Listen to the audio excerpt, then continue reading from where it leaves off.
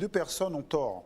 Parce que je reste... Non, parce que ça peut être choquant. Non, mais je vais vous expliquer quelque chose. Oui, merci.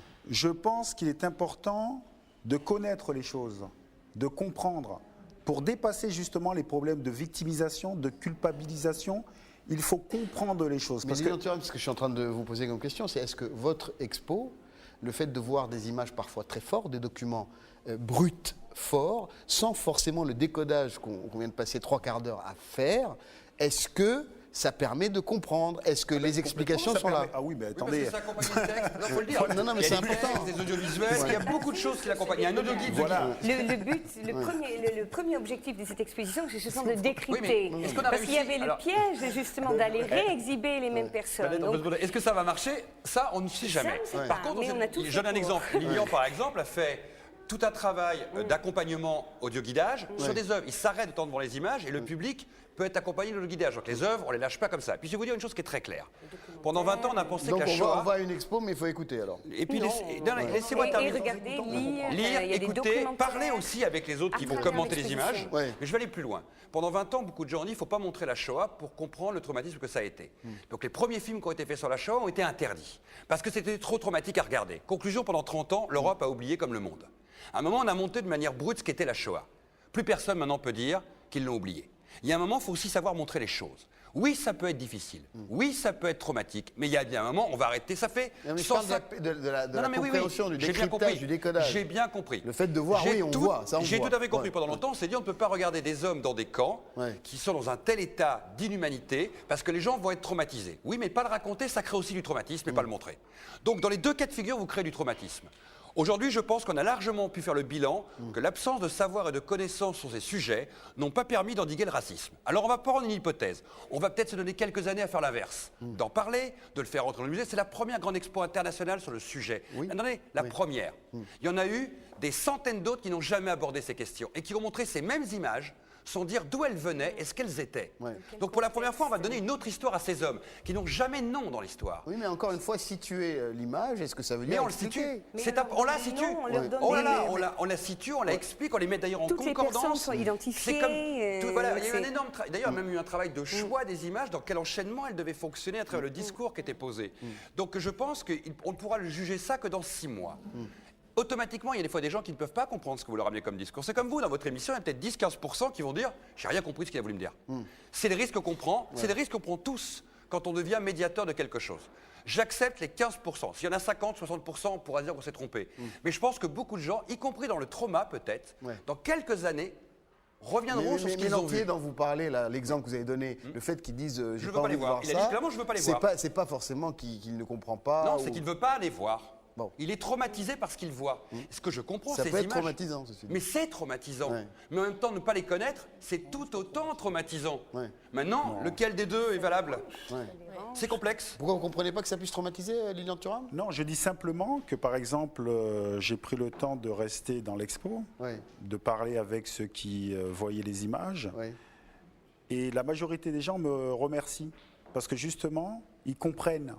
Parce que, encore une fois, la chose la plus dure, c'est ne pas comprendre pourquoi il y a des préjugés dans nos sociétés et pourquoi parfois on subit ces préjugés. Et quand vous donnez de la compréhension aux gens, mais c'est une façon Vous de les se subissez guérir. plus tranquillement, alors du coup. Comment? Vous êtes plus serein en les subissant. Ben oui, parce que vous comprenez. Ouais. Et vous pouvez le dépasser. Ouais.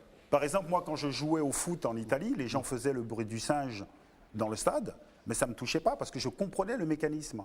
Et je pense qu'il faut donner de la compréhension aux gens pour dépasser les problématiques. Parce que, encore une fois, Ça ne veut pas dire qu'il ne faut pas les sanctionner. Hein.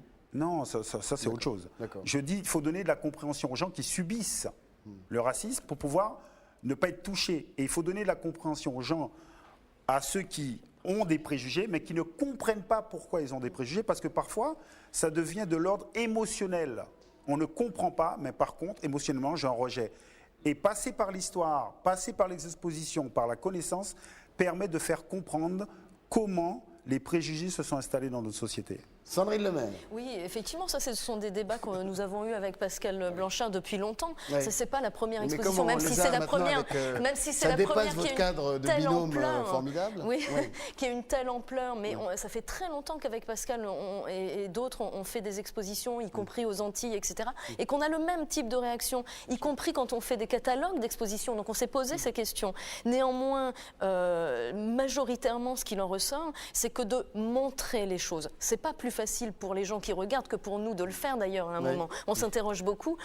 Montrer les choses, les expliquer, accompagner les gens, c'est, comme vient de le dire à l'instant Lilian Thuram, utile pour les gens qui en sont victimes ou qui s'en sentent victimes, comme pour ceux qui le pratiquent ou qui le pratiquent consciemment ou même inconsciemment. Je crois que c'est un vrai travail de déconstruction qu'il faut faire et ça passe par là, ça passe par des gens qui effectivement vont critiquer l'exposition, d'autres qui vont la rejeter complètement, d'autres qui vont la valider, qui vont surtout ceux qui vont l'adorer. apprendre plein de choses. Mais l'idée, Ouais. je crois qu'on aura gagné tout cela, tous ceux qui ont contribué à cette exposition et au catalogue, lorsque les gens se seront au moins posé des questions. Ouais. Voilà.